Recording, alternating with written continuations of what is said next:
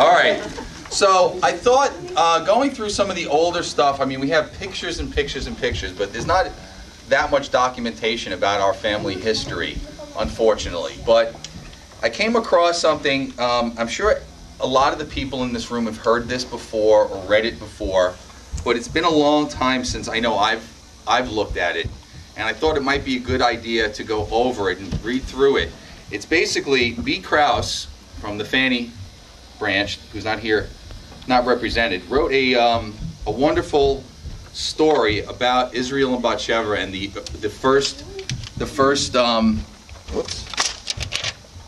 about the first generation and the second generation. And I thought that we would have somebody. I was going to ask Miranda to read it. If anybody else wants to read in a little bit, it's a couple of pages long. A couple of pages long. But if anybody wants to join in and share in the reading, they're more than welcome to. But I'm going to start out with Miranda. Come on over here, Miranda. So I'm being sucked into this now? Yes, you are being sucked into it. Here you go. Start it right there. And maybe you could suck some of your cohorts into it later. Cohorts. Go ahead. Go ahead. Cohorts. Dedication. We'll read the title. Okay. Well, you said to start there, so maybe, yeah.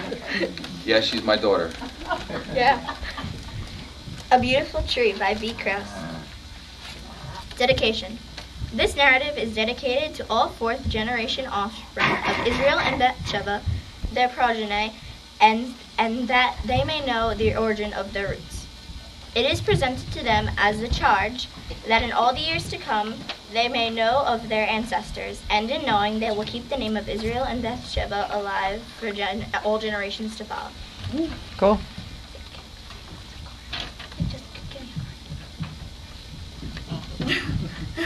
Introduction. The information and incidents which follow is a large recollection of Fanny Zimmer. It is only as accurate as she can be, so many years removed from that time. Any additions or corrections from other family members will be heartily received. Research of the Waprinski name was carried out in the Spertus College of Judaica in Chicago and the Skokie Public Library. Wow. Additional information was gleaned from research done by Marvin Coulter, a grandson of Leonard Axelrod, a landsman of Korstishev, for a booklet of the Axelrod family roots. Wow. And here comes the extremely long. The name. A study of many genealogical books as well as several dictionaries on the origins of Jewish surnames did not reveal the origin of the name Waprinski or any reasonable simile.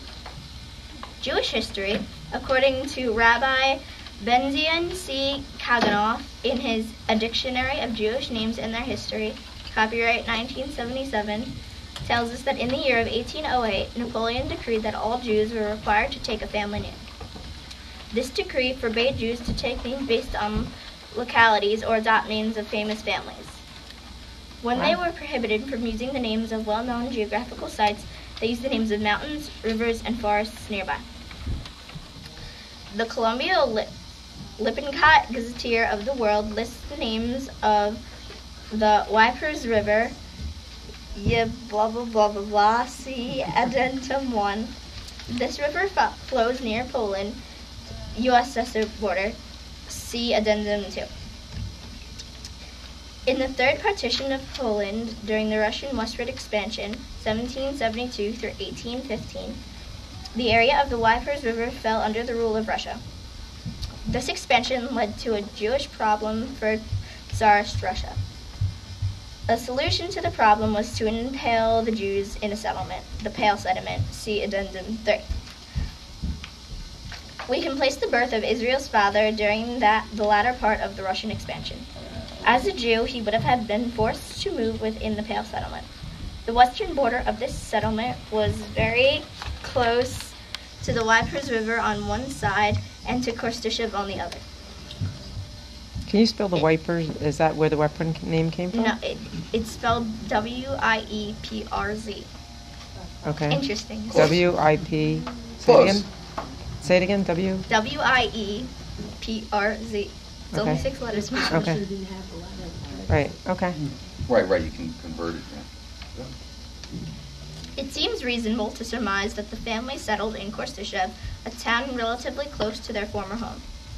One may assume that the family's surname, written on Fanny Zummer's ship ticket as Opryska, was derived from the Ypres River after the Napoleon edict in the early 1800s. Without a family record of the origin of the name, there exists a possibility that the assumption may be incorrect. However, extensive research failed to find any other source for the Lipinski name. So you named after a river.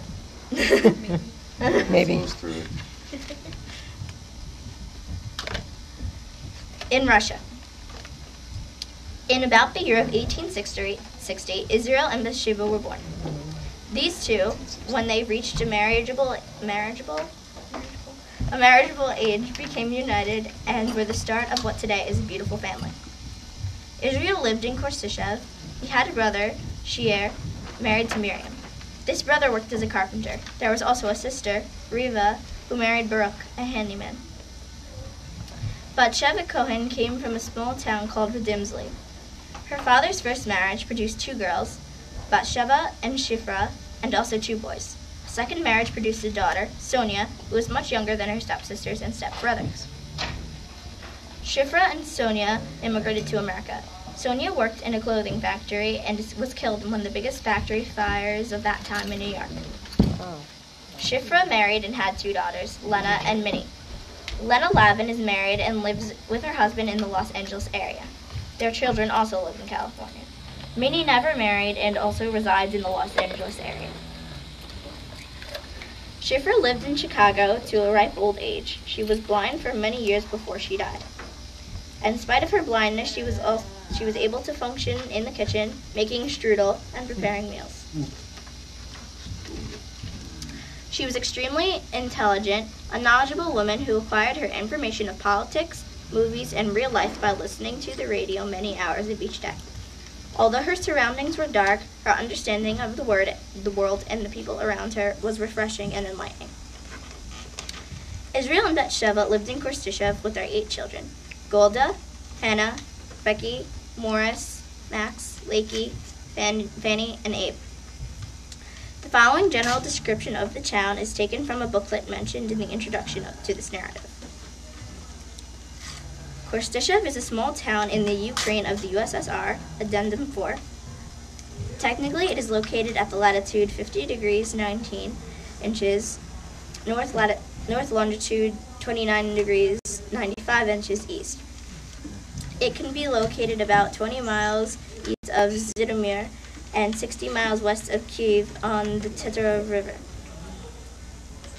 How did Jews wind up in a shtetl, miles from a big city? In 1827, Tsar Nicholas I decided that Jews should be barred from living in big cities. 10 years later, there was enough of a Jewish population in Korstishev for a Hasidic center to be founded by one of the 8 sons of Reb Mordecai and Chernobyl Hasidic dynasty. The late Isaac Giberman, a landsman from Korstishev, described the town in a letter dated November 4th, 1977. Korstishev is situated by the Titra River with a beautiful forest. From distant cities, people would come to our town to vacation villas, dachas. The forest was full of white birch trees and had the name of the White Forest. The area was good for people's health. The road from Zhytomyr to Kyiv was known as the Brest-Litovsk Highway, but when it rained, the mud would come up to the knees. Really? Really? Laughing already? So early? We had factories in Korstishev, paper, matches, 8 mills where cloth was made, monument stones, beer, slaughterhouse, 2 Jewish cemeteries, 1 Gentile cemetery, brick factory, and wood factory. There were 8 synagogues in Korstishev. Rabbi Tversky, a famous Hasidic rabbi, lived in Korstishev, and the catechism would come from distant towns to have him bless them. There were many political parties in the town: the Bund, Zionist, Socialist, Orthodox, and Communist. There were about 2,000 Jews in Khrushchev. There were 2 hospitals in Khrushchev, one Jewish and one Gentile. The Jews had a doctor and his assistant. There was a theater and a movie house. Artists would come to perform. The town belonged to a prince, a relative of the Tsar. There used to be a seminary in our town where they trained priests, 1 high school and 2 elementary schools. We also had a post office. A more specific description of the area and apartments where our family lives follows. The apartment first remembered where most of the children were part of the household opened onto a courtyard.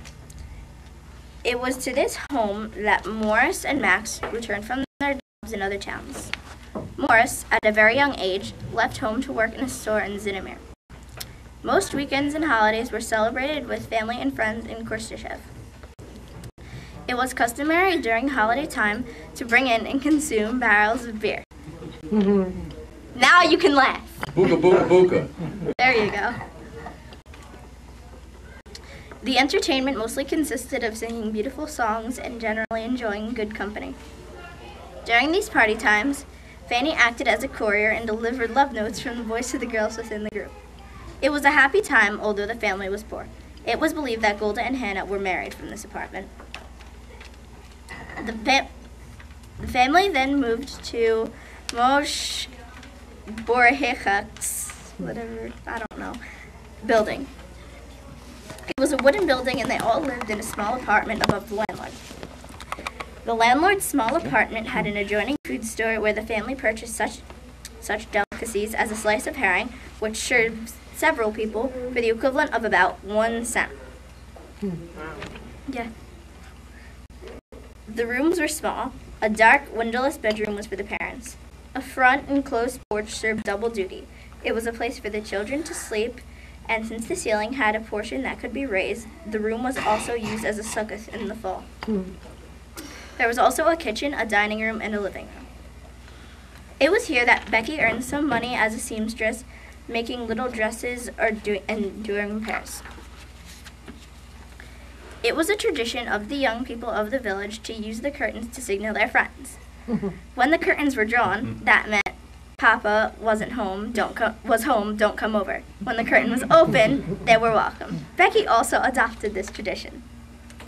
Abe also had many friends. One he was very fond of was the son of the landlord. When the weather was warm, Abe and his friend would walk a short distance to a river that had a section for boys to swim and a section for girls. After one of these outings, Abe came running home alone to cry out that his friend had drowned. For a long time after, Abe agonized over his inability to save the drowning boy. From the front door of this apartment, one can see the yard. This was a vast ravine with grassy slopes containing several natural streams. This is where the people went for their water supply. One would walk down the incline with buckets attached to a stick and carried across the shoulder, fill them with water to be poured into a barrel in the kitchen. The water was used for cooking, drinking, and washing. During the warmer weather, clothes were washed in the streams of the yard, pounded on nearby rocks, and laid on the grass to dry. The back kitchen door opened into a garage-like building attached to 2 side-by-side apartments. There was also a common wall dividing the building and a common door which allowed neighbors to visit without going outside. To the right, facing this building, were approximately 6 stores where butchers sold their meat. To the left was a large barn-like building. Within this place were several sheds and stands where more butchers sold their wares. At night, a front and back door enclosed these businesses to be opened up the next business day. The third apartment the family occupied was on the other side of this large building. This too faced another side of the yard. A cedar chest type of box stood in the foyer. It was on here that Fanny and Lakey placed pillows and slept. The kitchen had a built-in oven. Batsheva would bank the fire before putting in a pot of stew, which steamed all day until the evening meal. There was always a separate small pot to Pele, which had the same contents, cooked for Abe, who usually ate when he came home and seemed to prefer eating alone. Days before Passover, the Goya, Saveda, would climb inside the oven and replaster it to make it kosher for the Passover. She, along with a helper, would also paint the apartment. Further holiday preparations consisted of Israel placing chairs outside to hold all the bedding to be aired. The table and its boards were carried down to the yard for a thorough washing. It was always Israel who did the tedious work. Bathsheba, to him, was a princess, and he treated her accordingly.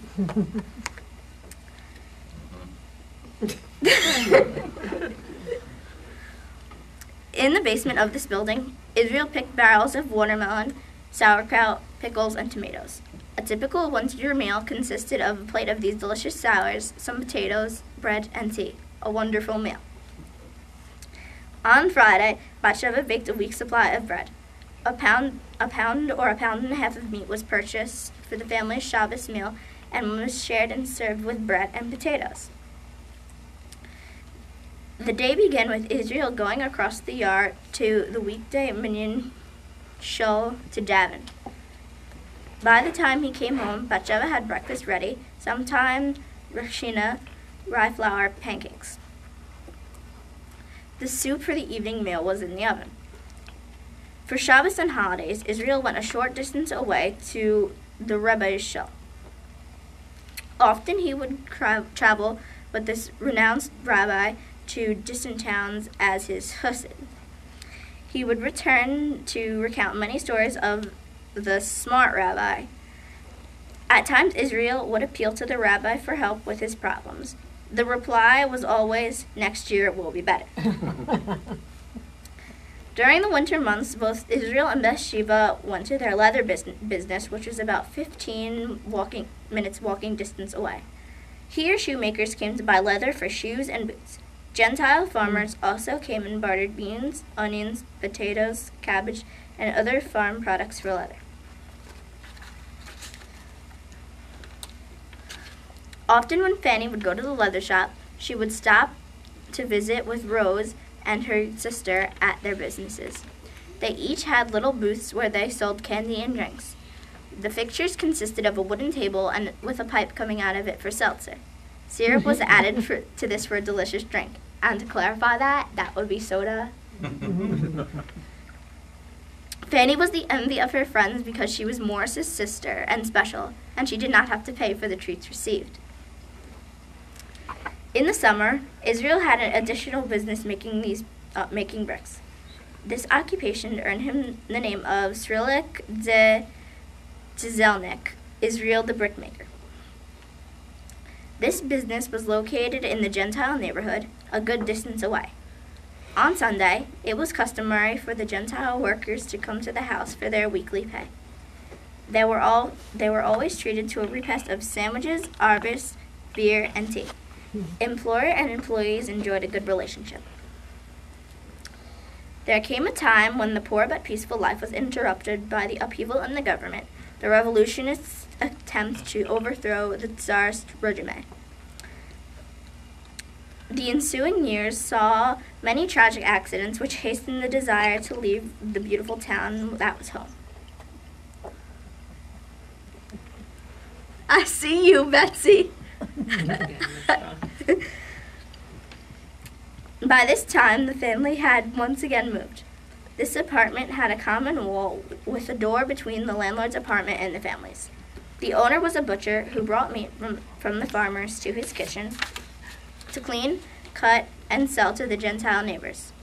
On one particular night, several of these customers broke into the apartment and tried to open the door leading to the next apartment. When they couldn't accomplish this, they fired a shot through the door. Fanny and Lakey were asleep on a couch against the door.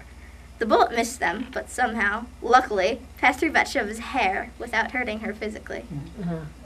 So, hopefully we're all as good as dodging bullets as Bathsheba when the time comes. Yes.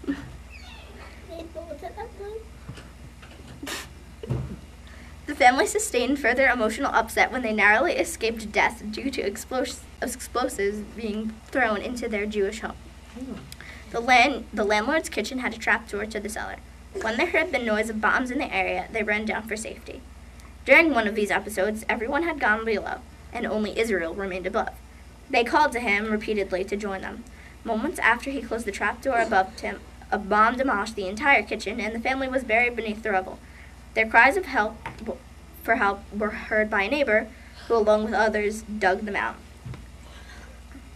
Incidents such as these made some family members sleep with their clothes on for weeks at a time. It was not uncommon for them to go to the public bathhouse to sleep because the walls were thicker and people felt more secure. Their safety outside home was also in jeopardy. Gangs of bandits cornered Jewish men who had long beards. These beards were cut off, and at times the person was cut as well. Thinking they would be safer, the family, by now only Israel, Bathsheba, Fanny, and Abe, Lakey had married and moved to Kiev, ran to Redimsley to Hannah's house. When Lakey heard that they were there, she dressed in the guise of a shitska and was permitted to pass. She visited them for a little while because the situation there was no better than in Korstishev, and the plan was to return home. When they did, they found both their apartment and store ransacked. They lost everything and had to start anew. At times, they fled to the outskirts of the city, where the kind Gentile people took them in and permitted them to sleep in the hay until things quieted down and they could go back home. Although the time frame was unclear, one must assume that these invasions by bandits were what history defines as pogroms. These pogroms were carried out by anti-Semitic Gentiles with the sanction of the government.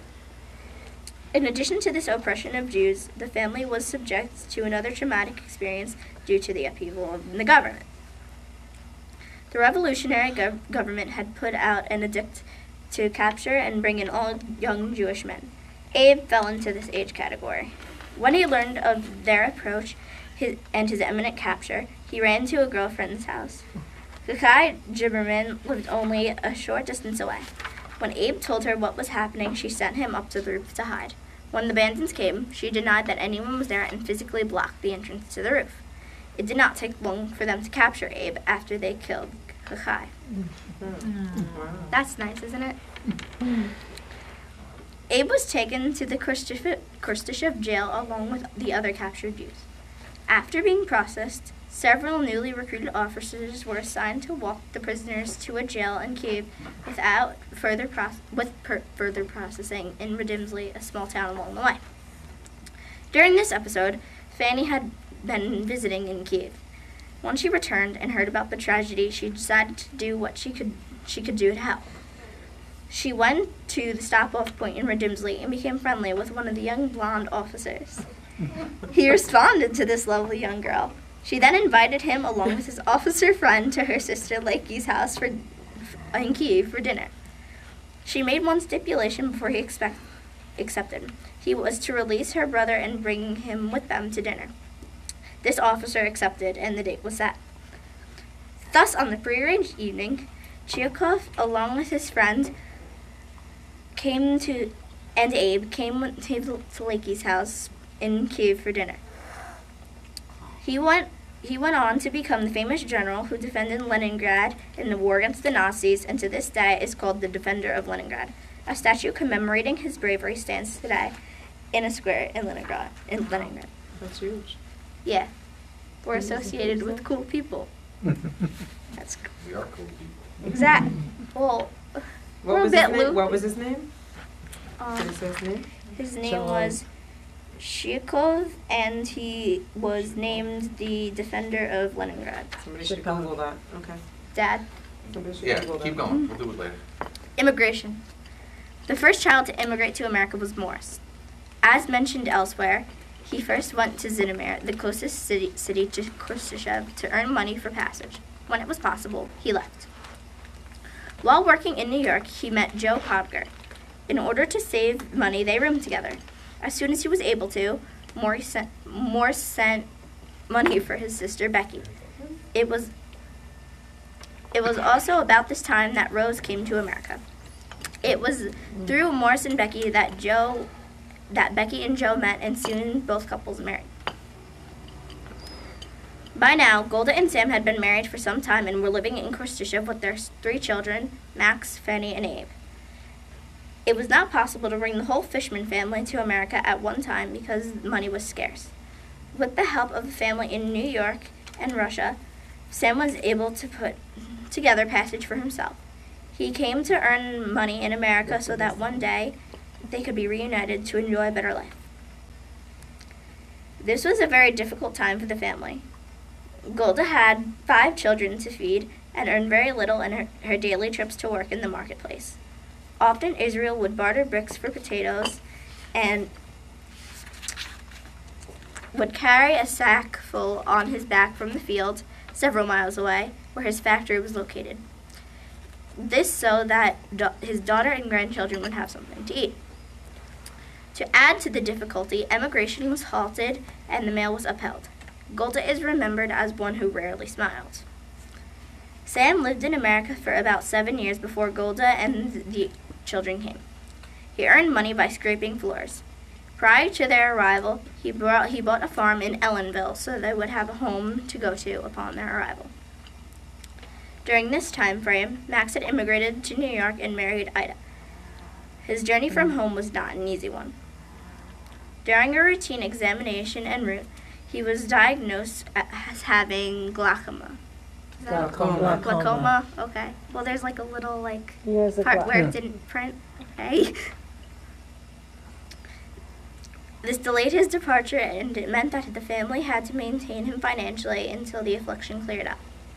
Although he wrote beautiful, encouraging letters, his parents were very upset and worried. Max and Ida and their son, Ben, lived on the farm and purchased by Sam. They acted as managers when it turned into a rental vacation spot in order to earn additional money while Sam continued to work scraping floors. The next group to be brought out of Russia was Israel and Batsheva. They started out along with Fanny and Abe. The first leg of their journey took them to Volman. After a short time, the parents were able to depart because they had already obtained visas and money from the children in America. Fanny and Abe, however, had to remain for approximately 6 months before money was raised for their tickets. It was during this period of time they met Anna and her parents. The girls became fast friends. Coincidentally, they left on the same day, different trains to go to Cherbourg, France, to board their respective ships for their journey to America. The friendship continued when Anna called as soon as she arrived in New York. It was customary for her to come to the Wiprinsky home most Fridays and remain there for the weekend. Sleepover. Yes, sleepover. That sounds familiar. I don't know what you're talking about. It's called tradition. Go ahead. The remaining 2 children, Hannah and Lakey, continued their lives in Russia, always looking forward to the day where they could too emigrate. This was not to be. Hannah remained in Redemsley with her husband Yosef Lev Vinikor. They had a daughter and son. Lakey married Shlemki and lived in Kiev with a daughter and possibly other children as well. Although the family unit was not complete, with 2 daughters and their family remaining in Russia, those who were here settled down to a new life. The hopes that were that Israel and Batsheva would realize a comfortable, peaceful life among children and grandchildren. This is the last one. The last page. Yeah, you Miranda. Listen, I'm happy. My mouth is starting to hurt. Approximately 2 years after their arrival in New York, Israel was diagnosed as having leukemia and died shortly after the age of 60. Batsheva was succumbed to heart disease approximately 6 months later. Both are buried in a cemetery on Staten Island, and it is Miranda Hirsch Cemetery. And it actually has the phone number for the cemetery on the sheet. Now it says, from the roots grew a beautiful tree. It is the hope of this author that the tree will continue to grow and to blossom and to reach the heavens, so that all may see its grandeur and recognize its strength and benefit from both.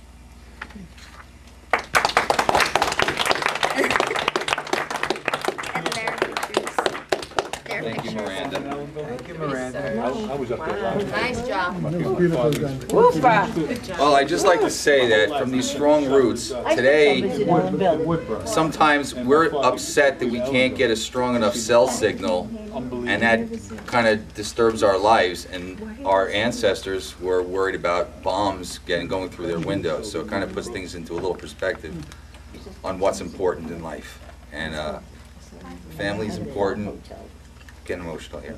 Believe it or not, they have actually a little red. I really, really appreciate everybody coming back every year. I think this is a very special thing, and I really do hope that it does go on for many, many generations to come.